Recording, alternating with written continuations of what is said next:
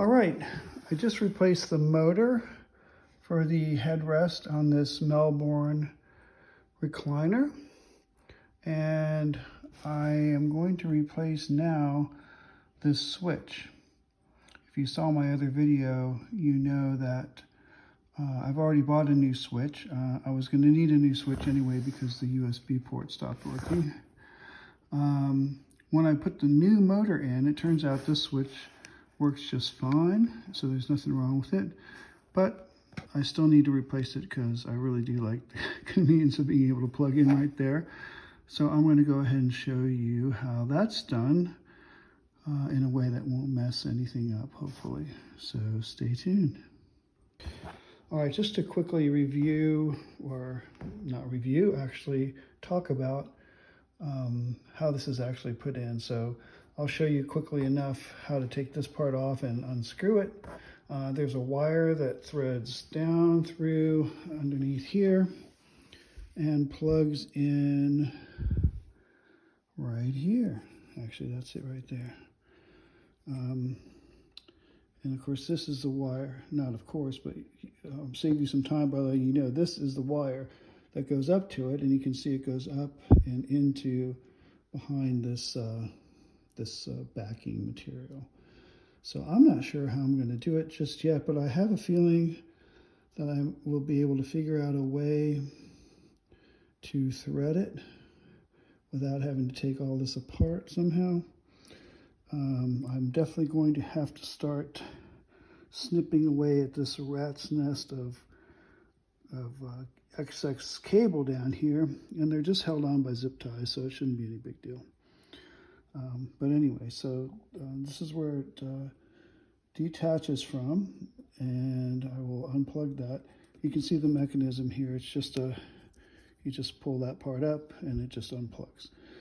And it'll be free, and then you have to sort of free it up and be able to pull it out. Now, what I think I'm going to do, I haven't completely decided, but I have a hypothesis that if I just take this part out and then snip the wire,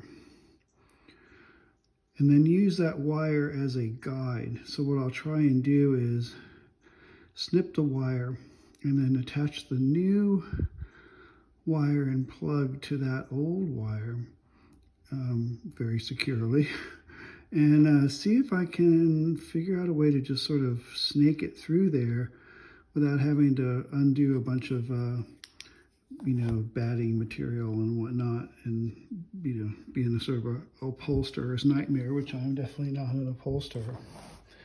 All right, so let's get to this part. Can't say enough about having the right tool. So this is obviously a very friendly tool. This is not going to hurt anything. And I also will want to either use this or the one I have that has an angle to it. I'm just not sure, but if you press down here, you can sort of see that there's a little notch there, right by my finger. You can barely see it here, but trust me, there's a little notch there, and you just sort of push in there and pull up, and it should just sort of pop off, and it won't bend anything. So let's see if that'll work. Let's see if it'll work. Ah, look at that, how beautiful, right? Just sort of pops loose, and then it's off. Voila. Right, so then instead of tearing this up with a screwdriver and messing up your upholstery, just find the right spot. There it is right there, and just pick it up with your pick. I could probably have just used this and gone in there and just popped it. That would have probably worked as well. But anyway, there you have it. So I'm going to pause and then take this thing out. You can see there's just a couple screws there. All right, the screws are out. Now I think I will use this thing to just pry this out. Just very gently. You can see it just comes right out. These things cost about $2 or $3 at AutoZone or Harbor Freight. Definitely worth it because it won't chew your stuff up. and then you just sort of pull it out. And there you go. So it doesn't have a lot of play. You can see I've got it about 1 inch up here. But my plan is to snip it off there, see if I can tie a good enough knot or whatever. Somehow figure out a way to use this as a pull through so I can take my new one and hopefully just pull it through whatever kind of hopefully fairly straightforward pathway it has down there. Otherwise it's take out the upholstery removing kit, which I don't want to do. All right, here we go. All right, just to show you quickly, I'm starting to snip these zip ties. This is the main plug here. It's a 5-pin plug. It plugs right in here. But as you can see, it's all snaked up in here at this point. I'm gonna have to free it because, again, I'm eventually gonna have to thread it all through there and zip tie it all up again. But in the meantime, I want to get a little more slack, a little more play, so that I can have a better chance of being successful in this threading through process that we talked about.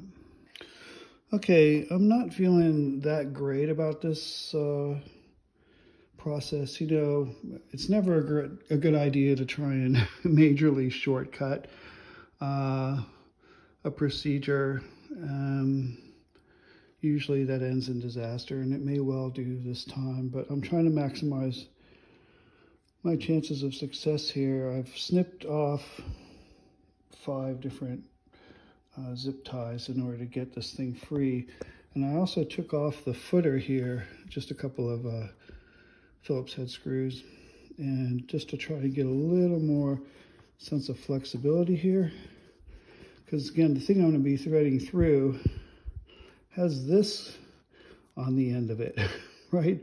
That doesn't look too friendly when it comes to tight spaces. In fact, I should just test it out here and see if it's even theoretically possible to get this thing to go through there without, you know, majorly messing things up.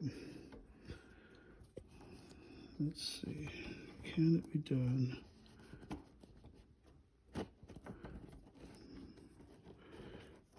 I would say, sorry about that. So that's tight right there, very tight. I think I'm gonna have to at least take out one of these staples. I'm not looking forward to that. But anyway, and of course, as you probably already surmised, I probably only have one shot at this, right? If I don't make this connection good enough to the replacement wire and it comes loose in there somewhere, I'm basically back to the complete drawing board of trying to open up the bottom there more and find a way to get my hands in there and pull it through. But this does still hold a bit of promise. Let's see how it goes. All right, so I did elect to pull one of these staples out right here. You can see, and I managed to do it without tearing the thing apart, which is good. They make upholstery removing tools. Instead I used this, which is for taking out those plastic things on your car, basically, but it's nice and thin. It's the right angle, and then this is what comes out. Those 2 staples together, and so that's what comes out. And so this has a lot more play now, a lot more flexibility, so I'm hoping that I have a chance of getting it through, so fingers crossed. All right, so this is what I've come up with. I stripped the old wire, revealing all these extra smaller wires inside. I've cinched them down and knotted them in the little ridge areas of the new plug, hopefully to have some pretty good holding strength. I'm hoping not to have to tug a whole lot, but in any case, it seems like it would be strong enough to hold. Now, this is one of those times when if you had some of that old baling wire lying around that you never use, this would be the perfect time to have that and just, you know, really sort of cinch it down, and it would definitely not be going anywhere. So this is a bit of a fishing lure of an idea. We'll see how it goes. So believe it or not, that actually has worked. There's my fishing line. And all I had to do was reach up there with my finger and just sort of wiggle around once it got really close to the end there, and just sort of help maneuver it through, because it's still a bit of a tight squeeze, but I could feel those little extra wires, so I knew it was right there. And it doesn't look like it's really even challenged any of the knotting that I did there. It didn't, you know, I didn't have to really pull too hard. So there you go. There's another way to do it. So now it's just a matter of plugging everything in, and I'll just show you once it's all plugged in. I'll show you if it's working or not. All right, plugged everything back in. There's a recliner part, sitting back up. There's the back part. That's working. And the USB, hopefully, is working. Let's test that out too. All right, plugging in the USB.